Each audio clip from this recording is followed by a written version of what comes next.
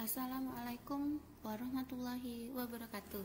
Jumpa lagi sama saya Anita Ekawati yang akan menjelaskan penekanan materi kasus kawat lurus. Oke, sebelumnya kita harus tahu dulu teorinya. Medan magnetik di sekitar kawat arus listrik. Gejala adanya medan magnetik di sekitar arus listrik pertama kali dikemukakan oleh Hans Christian Ørsted. Arah medan magnetik di sekitar arus listrik dapat ditentukan dengan aturan tangan kanan yang berbunyi sebagai berikut. Apabila kita menggenggam kawat dengan tangan kanan sedemikian rupa sehingga ibu jari menunjukkan arah arus listrik dan lipatan keempat jari menunjukkan arah medan magnetik. Perhatikan gambar berikut. Nah, sambil kalian bayangkan, ibu jari itu menunjukkan arus dan empat lipatan jari lainnya itu menunjukkan arah medan magnetik.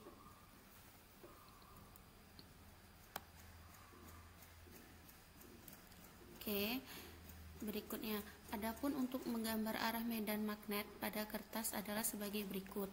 Untuk medan magnetik yang masuk bidang kertas atau menjauhi mata pembaca digambarkan dengan tanda silang. Sedangkan medan magnet yang meninggalkan kertas atau menuju mata pembaca digambarkan dengan titik. Maksudnya di sini, jika background di belakang gambar ini di belakang gambar ini misalnya silang kayak gini, berarti dia masuk bidang kertas atau menjauhi mata pembaca. Tapi kalau dia backgroundnya nanti titik, ininya background belakang ini titik, berarti dia menuju mata pembaca. Kita tahu ini mendekati atau menuju, di sini biasanya di bagian sana itu dianggap kertas, yang menghadap ke kita itu mata pembaca. Kira-kira kalau digambarkan seperti ini. Ini untuk kawat berarus arah. Ini ada dua kawat sama-sama arahnya ke atas atau kawat berarus arah. Jadi kalau sama-sama ke atas kan medan magnetnya seperti ini ya. Jadi kalau medan magnetnya seperti ini, maka gaya tariknya akan semakin besar. Oke, sekarang untuk kawat berarus arah ini akan mengalami gaya tarik menarik. Apabila arah arusnya bertolak belakang kayak gini, satu ke atas satu ke bawah, maka akan mengalami gaya tolak menolak. Nah, untuk besarnya kalau di sini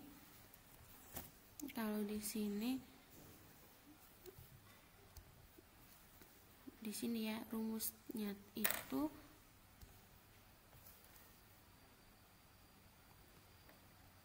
B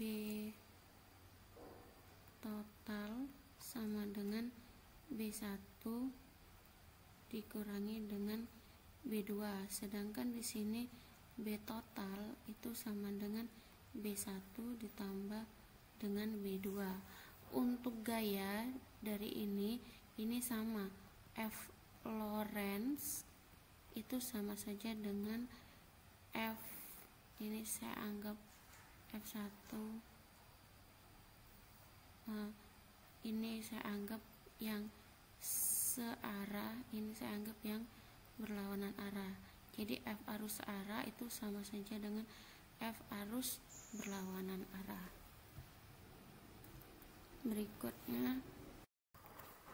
Berikutnya saya akan membahas contoh soal.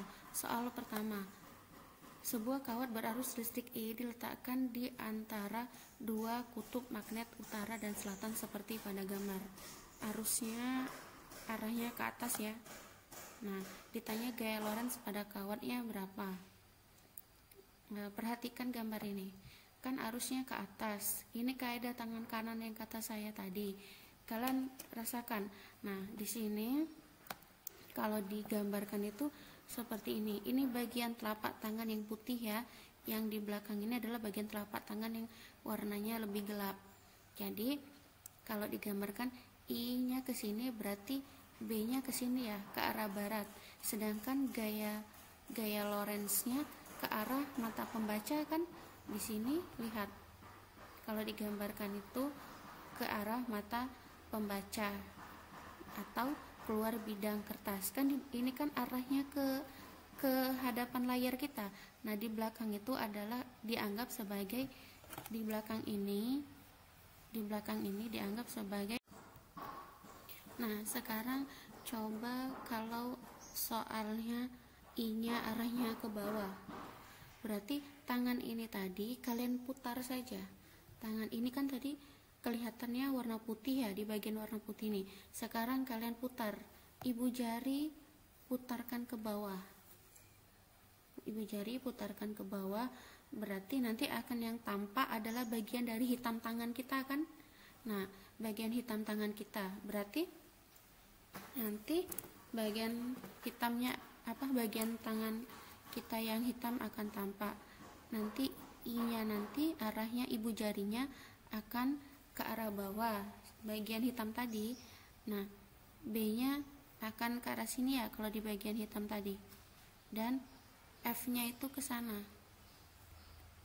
Nah, F ini ke sana berarti ini menjauhi mata pembaca ya, atau di sini dia masuk bidang kertas. Karena di sini dianggap di sini ada kertas kayak gitu. Nah, ini saya anggapnya ada bidang kertas kayak gitu. Ini yang nanti dia kalau dia ini tadi kalau dia tanda silang tadi apa? Tanda silang tadi adalah untuk masuk bidang kertas atau menjauhi pembaca. Sebenarnya nanti di sini ada tanda silang kayak gini. Nah, ini berarti masuk bidang kertas atau menjauhi pembaca. Berarti ini kayak gini. Jadi dia menjauhi mata pembaca atau masuk ke bidang kertas. Perhatikan ya, ini kan bagian telapak tangannya putih. Kalau ini diputar, saya putar, akan kelihatan bagian tangan saya yang lebih gelap, yang berwarna hitam. Jadi arah F-nya akan menuju sini kan, atau masuk bidang kertas. Baiklah, soal kedua. Sebuah muatan positif bergerak memotong medan magnet homogen secara tegak lurus. Gambar yang benar tentang arah gaya magnet, kecepatan, dan medan magnet adalah, nah ini perhatikan. Yang pertama, tadi silang tadi apa? Untuk masuk bidang kertas. Saya catat dulu ya. Silang itu untuk masuk bidang kertas, sedangkan titik itu keluar bidang kertas. Oke, soal yang ini ditanyanya sebuah muatan positif bergerak memotong medan magnet yang tegak lurus. Gambar yang benar, garis bawahi ya. Dia nanya, pertanyaannya adalah gambar yang benar. Berarti yang A, kita lihat benar atau salah. Yang A ini kan titik berarti keluar bidang kertas. V ini dianalogikan sebagai I.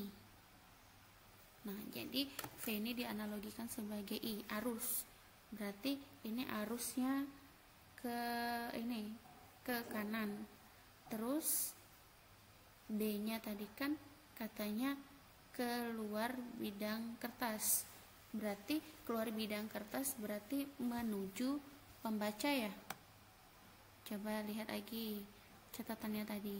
Keluar bidang kertas, keluar bidang kertas, keluar bidang kertas berarti menuju mata pembaca.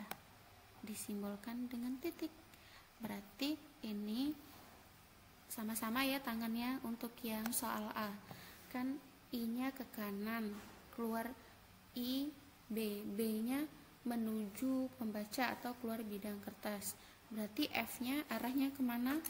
Harusnya benar, arahnya harusnya ke bawah. Ini F-nya harusnya ke sini, bukan di sini. Oke, yang soal A salah jawabannya. Sekarang yang B. Yang B-nya I-nya ke atas ya. Berarti F-nya kemana? Ini ingat ya, dia tanda silang. Silang berarti masuk bidang. I-nya ke atas, B-nya telunjuknya arahkan kepada soal, ke kertas, ke layar komputer kalian. Berarti F-nya arahnya harusnya kemana? Ke kiri, bukan di sini. Sekarang opsi berikutnya, kan tadi F itu sama I harus tegak lurus ya, nggak boleh searah. Berarti ini sudah salah. Harusnya arahnya kemana? Kalau dia silang berarti masuk ke bidang kertas ya, masuk bidang kertas, berarti F-nya arahnya ke masuk bidang kertas, berarti F-nya arahnya ke kemana? Ke atas. Nah, option A ini harusnya ini bukan titik-titik tapi silang-silang. Sekarang option yang berikutnya, titik-titik berarti keluar bidang kertas atau menuju pembaca. Titik berarti keluar bidang kertas menuju pembaca. Oke, menuju pembaca. Arahkan telunjukmu ke arah matamu. F-nya ke arah kanan berarti V-nya ke arah kanan, berarti F-nya ke bawah. Benar ya, option B ini benar. Sekarang option D, ini pasti salah, nggak mungkin dia tegak lurus. Kalau V-nya ke bawah, dia silang berarti masuk bidang. Oke, sekarang kalau ada pertanyaan, mengapa sih kita capek-capek belajar gaya Lorentz? Manfaat dan aplikasi gaya Lorentz itu sangat besar yang kita rasakan dalam kehidupan kita sehari-hari. Contohnya motor listrik. Dengan mengalirkan arus listrik pada kumparan di dalam medan magnet dapat menghasilkan gaya Lorentz berupa rotasi pada motor listrik untuk menggerakkan batang salve yang kemudian dapat dipakai untuk segala kebutuhan.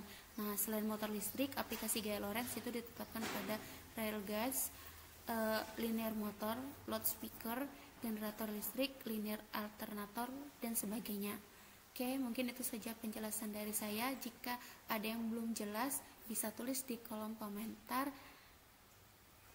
Terima kasih banyak atas perhatiannya. Assalamualaikum warahmatullahi wabarakatuh.